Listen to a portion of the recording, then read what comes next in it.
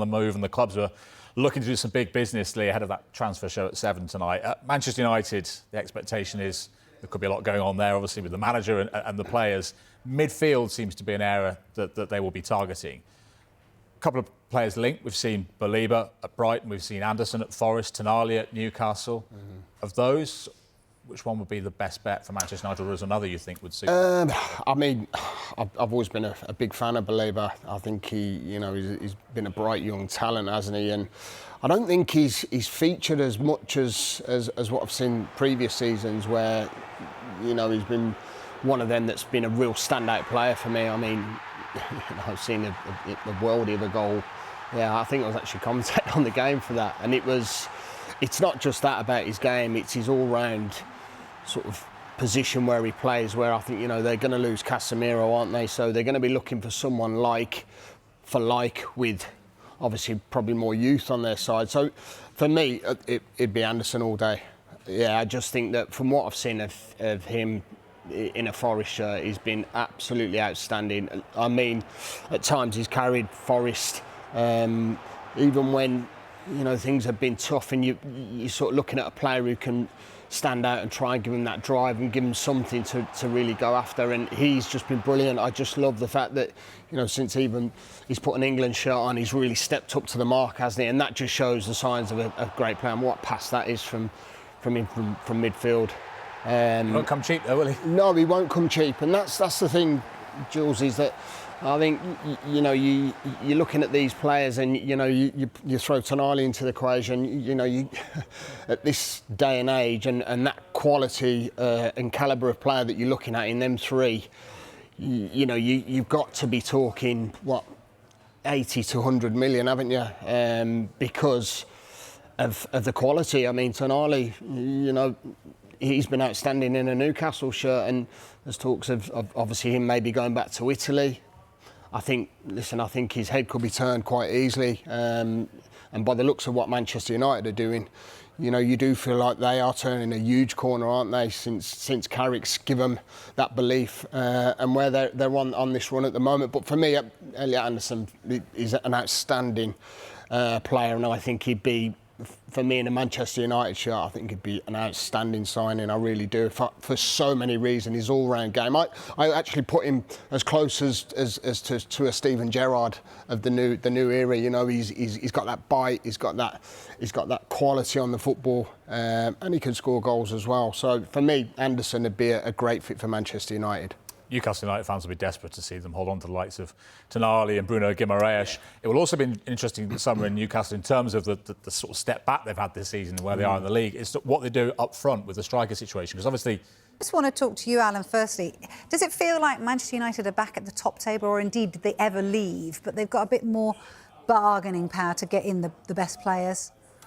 They definitely left the top table for a period. There's no doubt about that. Even with the history that they had, it was looking like they was on a downward spiral. I mean, when Amorim left, to say, if they'd have asked me to go in there and say, you've got to get us Champions League football, I said, I think that's highly unlikely with what I've got here. Michael Carrick has done an unbelievable job. And Steve in there, the coach, they've done they've got that turned around. They've had tremendous results. And Michael will be feeling it now. And just listening to those transfer rumours, will he be part of the conversation? I'm guessing he will be, because of the success he's had. If he hadn't had success, he might not have been part of those conversations. So if he's gets his hands and paws on the decision, I would suggest you would look for somebody perhaps like himself, which would make sense. Yeah. Because that creative, cultural kind of player that he was, first touch, opening up the pitch, etc., will be massively important for United. I see them Friday night, and Manu and Casemiro were excellent. I'm not exactly sure what Manu is at the moment. I think he's still trying to find his way. But if you looked at a couple of them options there, Tonali for sure would get in that team. But he'd get in that team as a number 8. Anderson, I slightly disagree with the reporter there in that I think he's a 6. He's the top interceptor in the Premier League by some distance. He reads the game so well. He's brilliant for Spurs on Sunday. So, they are the type of players that would fit that Man United model. With Casemiro going, there's an opportunity for somebody, and I'm just so really proud of Michael and what he's done there. It's remarkable the position they're in with 8 games to go, or 7, whatever it is. Yeah, and that. Sorry, Just go on. gonna say, Vicky, if there was ever a question about Manchester United's pooling power, it was answered last summer. I mean, I'm obviously talking about Newcastle because I feel like I'm qualified to talk about it. They went for Brian Mbeumo. He chose Manchester United. They liked Matthias Cunha. He went to Manchester United. They got all the way down the line with Benjamin Sesko. He went to Manchester United without Champions League football, and Newcastle had that. So they still do have that pooling power. So it's going to be really interesting to see what they do this summer when they potentially have Champions League football in the locker as well. And it's amazing to see all these players, young players, you know, who Manchester United might not have been we thought might not have been a huge thing for them as it came through the ranks. Clearly they are, and that is why they chose to go there last summer, and they're probably going to get Champions League football next season. Well, probably. It looks nailed on, doesn't it? Because the other teams don't seem to want it. With all the defeats that Liverpool and Chelsea are picking up, they look nailed on for third place, don't they, in Champions League? Man United are always going to be top of an agenda because of the status of the football club. But that doesn't mean to say that if they hadn't made Champions League football, that would slowly dissipate, and it would. Yeah, and yeah. It would. And as we've seen with Leeds United, you know, what's happened to them over the years when they were so close to winning the Premier League, etc., etc. I think Man United have got themselves in an excellent position. I don't think the Newcastle players, and I think Eddie's been quite strong about defending Gomeres and Tonali in particular, because I'm not sure that transfer would be possible. I think Newcastle have got the financial power to hold off, but it'd be interesting. That could be something that you'll be looking forward to. Yeah. Look, I think there's a chance one could go of the two. I don't think both will be allowed to go.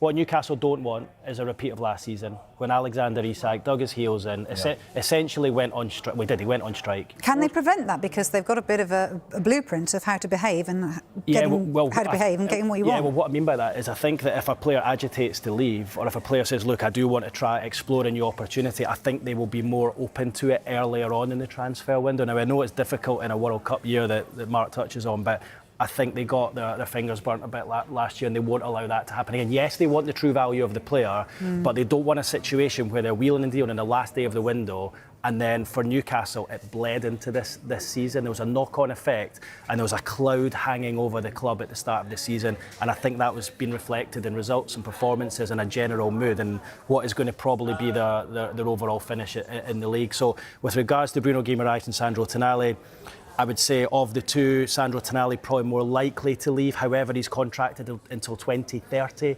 So, you know, Newcastle could command a huge amount of money for him. But unless any player agitates to leave, Newcastle will be keen to hold on to them. I think with Bruno Guimaraes, and he's kind of been mentioned less in paper talk and whatnot, and I think with him, Newcastle as a football club and as a city, it's got under his skin. And Alan, you know what Newcastle's like in a place having managed up there, and when it does that to certain individuals and players, they find it hard to leave, and that's why I think him at 28 is more likely to stay of the two. I'm not saying Sandro Tonali definitely will go, but if I'm looking into a crystal ball, I think Tonali probably more likely. Let's get to Manchester United. They're in the market for a number of positions, aren't they, when the transfer window opens in the summer. Let's go live to our reporter Daniel Kahn. Always lovely to see you, Dan. Look, what is Manchester United's main priority, would you say?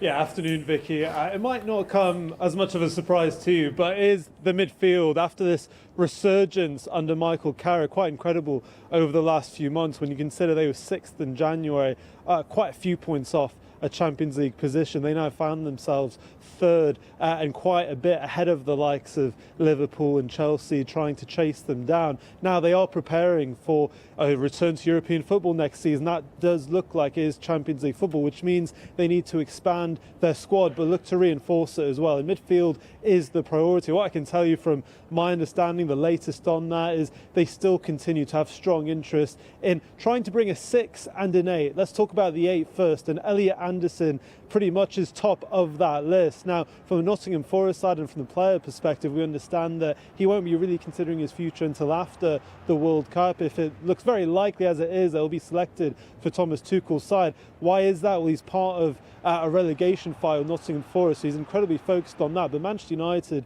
he would be their ideal number 8. We've seen how impressive he has been this season. Whether they can get that over the line this summer after the World Cup. Manchester City also strong contenders for him. From Manchester United's perspective, they're not going to want to lose another player to Manchester City. Antoine Semenyo picked them in January, so that's very interesting to watch. Other 8 in that position might be the likes of Adam Wharton at Crystal Palace to look out for as well. You look at the number 6 position with Casemiro leaving the club in the summer with his contract expiring. They need someone to replace those defensive qualities the Brazilian brings to the team, and I think ideally that is Carlos Baleba of Brighton. United had strong interest in him last summer. We also reported in January they made tentative inquiries around his availability. Now, it's interesting what Mark, Keith and Alan were talking about in terms of transfers in a World Cup year. Manchester United, remember, got Matheus Cunha sealed, signed, delivered well before the transfer window even opened last season because of his release clause. They were able to get some business done quite early on,